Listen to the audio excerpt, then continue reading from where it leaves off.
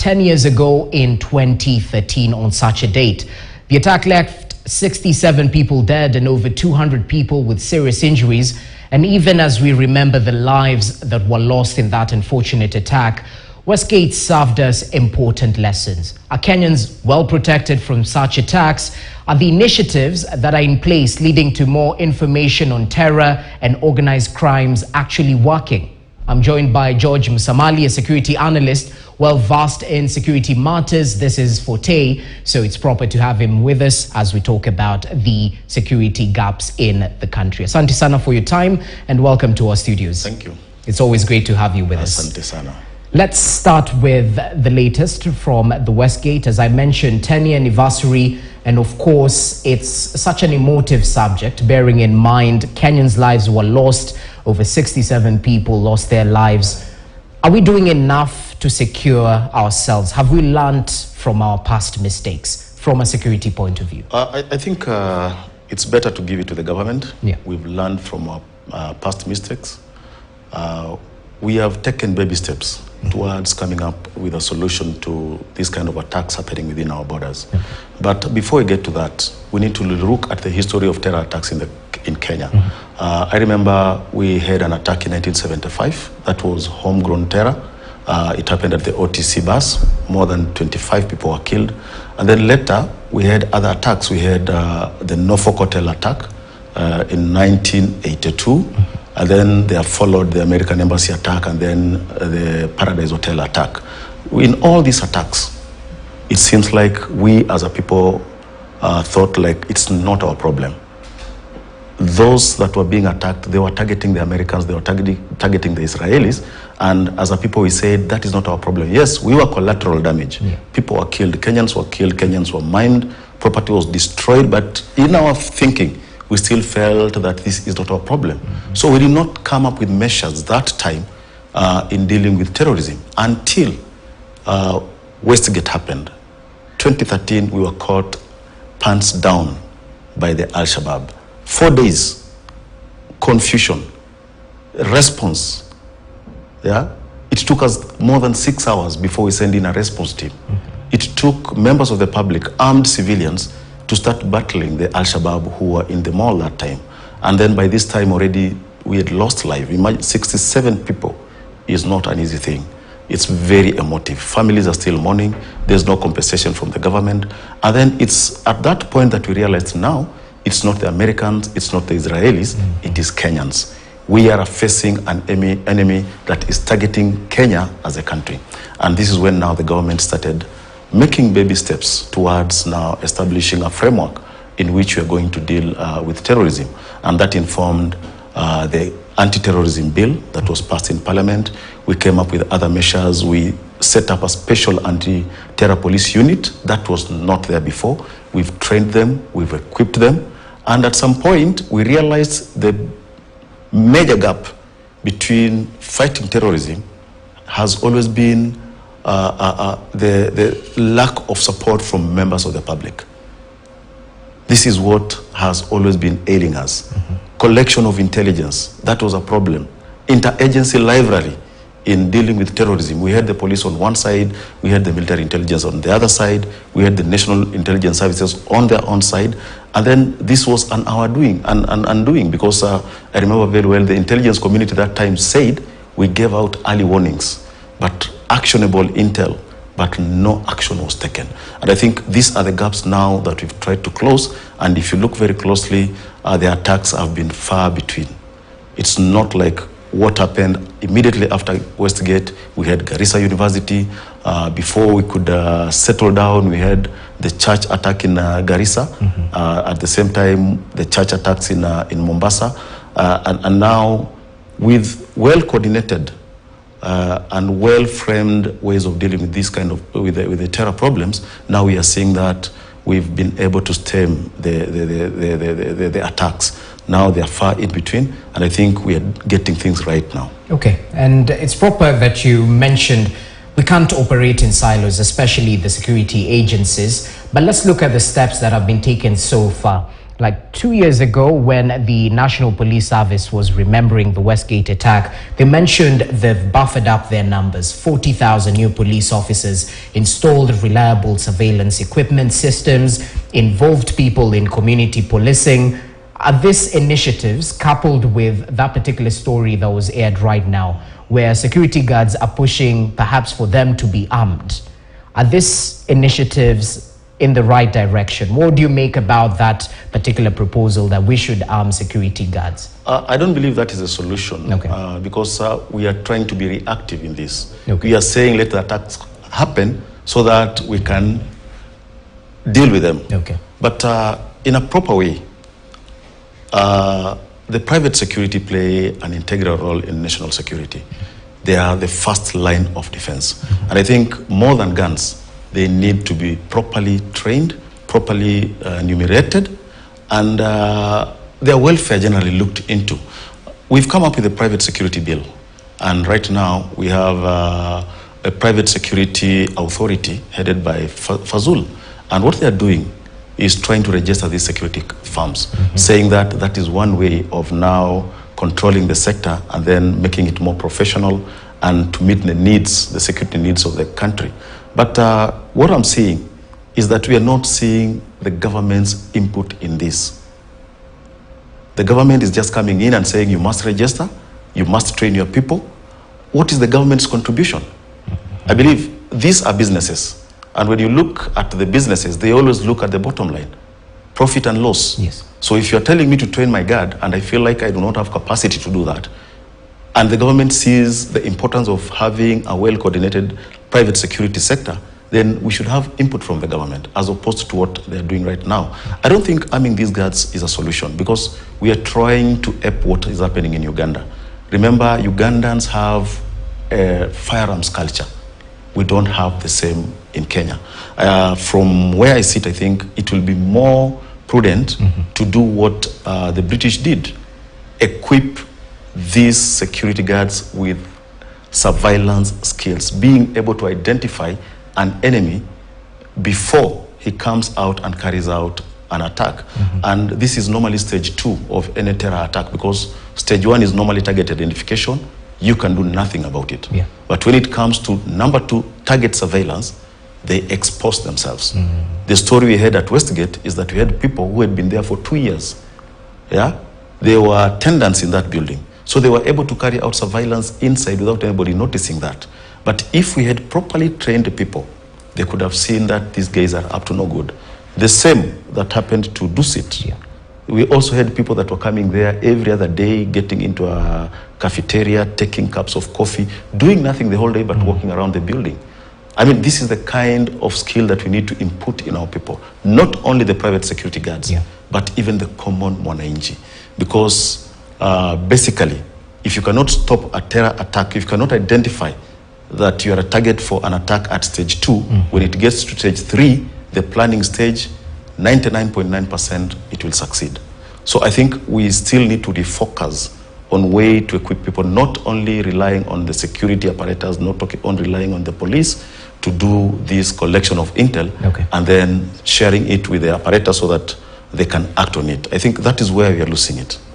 And let's talk about the gathering of intel, because in one hand it goes with community policing, and unfortunately the fire that was behind the Nyumba Kumi initiative seems to have died down. What do we need to do to ensure, prevention is better than cure, to ensure that intelligence is gathered through collaboration with Kenyans, residents right here in the country, and the security apparatus? Just say we call that popular intelligence. And popular intelligence comes from members of the public to the government security apparatus. And we started off well when we realized there is that gap. In the police, we had the community policing initiative, and then the government came up with the Nyumba Kumi initiative. Why did that fail? Mistrust between the members of the public and the uniformed forces. People do not trust the police. People do not trust the military. They always feel like it's them against us. And unless we breach that, then definitely that initiative will not work, and it will be our undoing in the war against terrorism. Why am I saying this? the issue of corruption will always come in. A member of the public will tell you, today I go and give this information to Jesse as a policeman, he will go and sell the same information to the enemy. So here we are dealing with an enemy that is less corrupt than our systems. You get my point? I get you. And this is exactly why the Americans failed in Afghanistan. Let's go offshore kidogo. This is why the Americans failed in Afghanistan. The Americans trained more than 3,000 special forces in Afghanistan. But the corruption there, yeah, they will equip them and this equipment will be sold to the Taliban. You train a person, tomorrow he crosses over and joins the Taliban. And this is how the whole house of cards collapsed. And then the Americans had to leave. We are facing similar challenges here in Kenya. Okay. And unless we deal with corruption and then try and win the hearts and minds of the people, tell the people we are in this together. And unless we cooperate and work together, yeah, you supplement us, then definitely we are still going to have these issues of attacks every other day. A very good example is the Dusit attack. This lady you are looking for up to now, she lived in a community.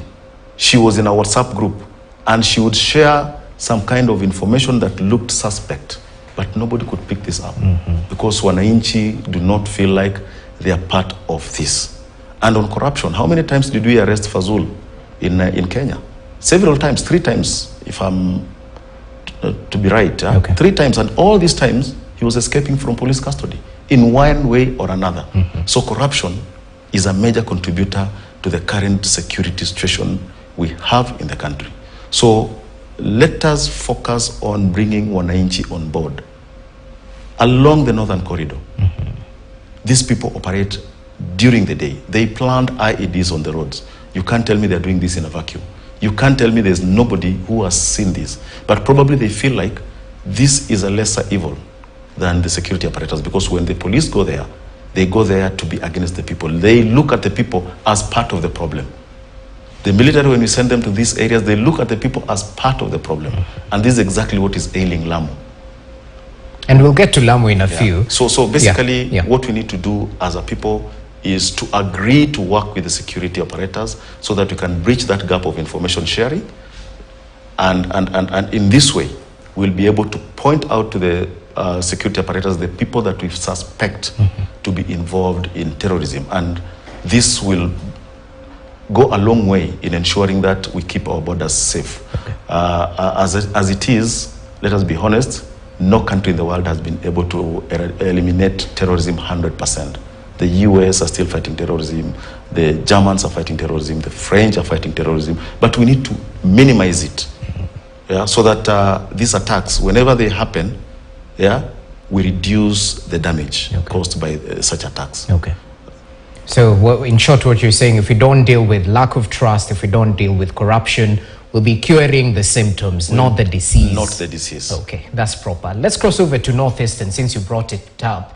And we've definitely seen what you've mentioned, the IEDs placed on the rough roads. And unfortunately, vehicles are found blown up and casualties are usually reported. Some are civilian, some are servicemen in the military and forces. But what exactly should we do with our porous borders, especially in the northern part of the country? We recently had, once the Kenya Kwanza administration came to power, they mentioned that the Kenya-Somalia border would be opened within 100 days. A little bit later on, they sidetracked on that particular move, and we saw from the Interior Ministry talking about that. But one thing that stood out is during previous administrations, that border was closed for security reasons majorly. How do we deal with porous borders, especially having neighbors who are not too stable as we are at the moment? We talked about these porous borders for quite some time, and I remember immediately after WestGate, a knee-jerk reaction came in. We said we are going to build a wall between Kenya and Somalia so that we make it difficult for these people to cross over. It did not happen. That is a project we put money there, and the money was wasted. I still talk about corruption about that issue. And if you look at the way these attacks have been happening along the Northern Corridor and down to Lamu, the IEDs, etc., something comes into mind. These have been targeted attacks. And these have been very accurate and successful. When we hear about a civilian vehicle running over an IED, that is collateral damage because it was not the target. So the question is, how do these people get information about the movement of our security officers? Let us not hide our heads in the sand. We ask, have we been infiltrated? Is their intelligence better than ours, such that they can be able to monitor us and then carry out attacks on our installations without us knowing? That is a question to ponder. And number two, how do we secure the borders? We cannot police that 627 kilometers. The fencing failed. We have the border patrol police there. We have the special forces from the KDF along that border, but still there are crossovers into Kenya and back to Somalia. Attacks are being carried out. Where is the solution? Involve the public. The solution still lies in the public. These people operate within those areas, and basically, if we have the people, we empower the people, we equip the people with proper skills, and we have a proper channel of communication between the community leaders, the community itself, with the security apparatus, then we will be having first-hand information before an attack is carried out. Because these people cross in, cross out, cross in, cross out. We have pastoralists there. They see them, but the fear is, I give this information gets back to the enemy. I'll be targeted. I'll be targeted. And this is exactly where we are failing. What we are using in dealing with Al-Shabaab in Lamu and the northeastern part of the country is tactics, not strategy. And this is why you will hear a governor lamenting that 3/4 of my county is under the hands of Al-Shabaab. He has that information. Where did he get that information from? Popular intelligence. He gets this information from the people. Let us use the people. Let us incorporate them in our security planning. Let us incorporate them in our security operations. We will have reduced the risk by a greater percentage, as opposed to now saying that we will only use military boots on the ground. It will not work. So at times, brick and mortar approach is not the best solution. It's not the best solution. It is not, and it has never been. That's proper. Msamali, stay with us. We're taking a short break. As we come back, we'll shift focus to the security issues facing the Lamu County.